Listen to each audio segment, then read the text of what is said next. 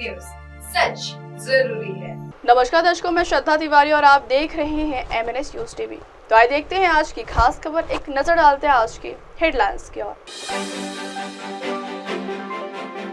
50 लाख लोगों के साथ 4500 करोड़ रुपए की धोखाधड़ी। महाराष्ट्र बजट राज्यपाल के अभिभाषण से शुरुआत। रोहित पवार ने फडणवीस पर लगाया झूठ बोलने का आरोप। तो आइए देखते हैं खबरें विस्तार से। 50 लाख लोगों के साथ 4500 करोड़ रुपए की धोखा। प्रवर्तन निदेशालय यानी ईडी ने सोमवार को कहा कि उसने मुंबई के कंपनी और उसके प्रवर्तकों द्वारा करीब 50 लाख जमाकर्ताओं के साथ 4500 करोड़ रुपए की कथित निवेश धोखाधड़ी से जुड़े धनशोधन मामले में छापेमारी की। संघीय एजेंसी ने एक बयान में कहा कि पैन कार्ड क्लब्स लिमिटेड, इसके पूर्व निदेशकों और अन्य के खिलाफ 28 फरवरी को छापे मारे गए।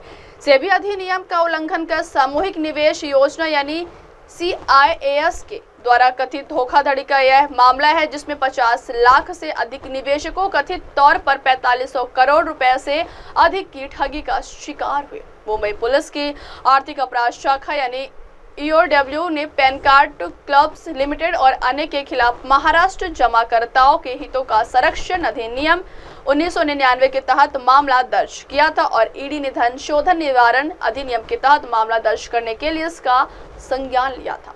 ईडी ने कहा कि पैन कार्ड क्लब्स लिमिटेड और उसके निदेशकों ने 3 से 9 साल की अवधि के लिए विभिन्न निवेश योजनाओं शुरू की, जिनमें होटल में छूट, दुर्घटना बीमा और जनता द्वारा जमा की गई राशि पर उच्च दर से रिटर्न सहित अन्य लाभ का वादा किया गया। जांच के दौरान सामने आया कि घोटालेबाजों ने MS भास्कर इन्फकॉन LLP नाम की कंपनी बनाई और उसमें जमा कराए गए पैसों की अचल संपत्तियों में निवेश किया ताकि असली मालिक की पहचान छिपाई जा सके।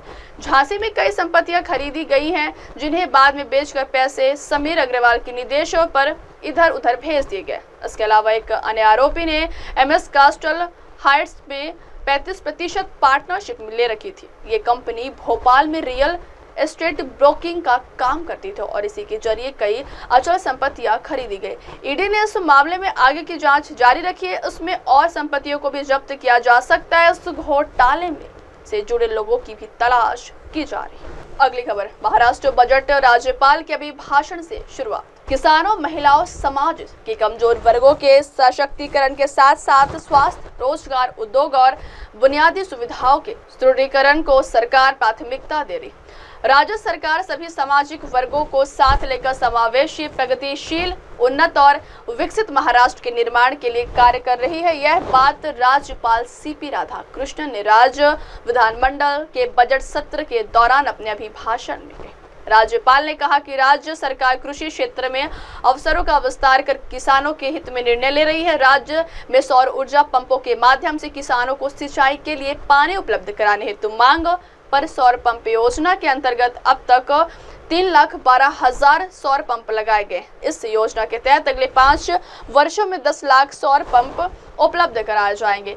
प्रधानमंत्री कुसुम व मुख्यमंत्री और कृषि योजना के तहत महाराष्ट्र सभी कृषि पंक्तियों को सौर ऊर्जा से संचालित करने वाला देश का पहला राज्य बनने की दिशा में अग्रसर है। राज्य ने केवल 9 महीनों में 147 मेगावाट की संयुक्त सौर ऊर्जा क्षमता वाले 119 सौर पंप चालू किए। जालना जिले में रेशम उत्पादक किसानों के लिए रेशम कोषों की खरीद व बिक्री के लिए खुला बाजार स्थापित किया गया, जिसका निर्माण कार्य पूरा हो चुका है और जल्द ही इसे किसानों के लिए उपलब्ध कराया जाएगा। इस अधिवेशन के दौरान नए वित्तीय वर्ष के बजट प्रस्ताव, विनियोग विधेयक और अन्य विधायी मामलों को चर्चा के लिए प्रस्तुत किया जाएगा। राज्यपाल ने विश्वास व्यक्त किया कि महाराष्ट्र को और अधिक समृद्धि की ओर ले जाने के लिए सभी माननीय सदस्य अधिवेशन के कामकाज में सक्रिय भाग लेंगे और इन प्रस्तावों पर अपने विचार रखेंगे। अगली खबर, रोहित पवार ने फडणवीस पर लगाया झूठ बोलने का आरोप। राष्ट्रवादी कांग्रेस पार्टी नेता रोहित पवार ने विधान भवन परिसर में संवाददाताओं से बात करते हुए मुख्यमंत्री देवेंद्र फडणवीस पर झूठ बोलने का आरोप लगाया। उन्होंने कहा कि सीएम ने झूठ बोला कि उन्होंने उप मुख्यमंत्री एकनाथ शिंदे के नेतृत्व वाली पिछली सरकार द्वारा लिए गए फैसलों पर रोक नहीं लगाई। राष्ट्रवादी कांग्रेस पार्टी नेता रोहित पवार ने सोमवार को कहा कि महाराष्ट्र के मुख्यमंत्री देवेंद्र फडणवीस को अधिकारियों ने हाई सिक्योरिटी पंजीकरण प्लेट से जुड़े शुल्क के बारे में गलत जानकारी दी।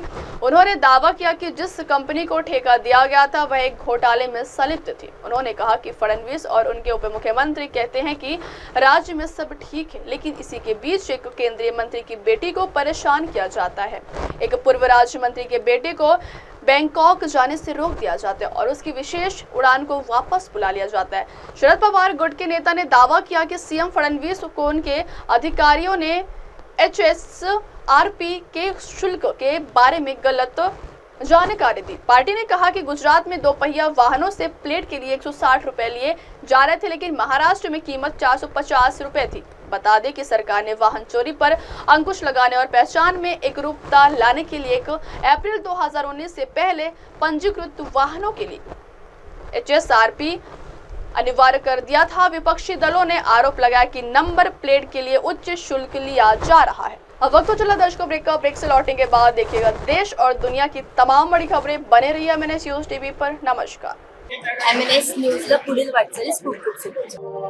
आप देख रहे हैं MNS न्यूज।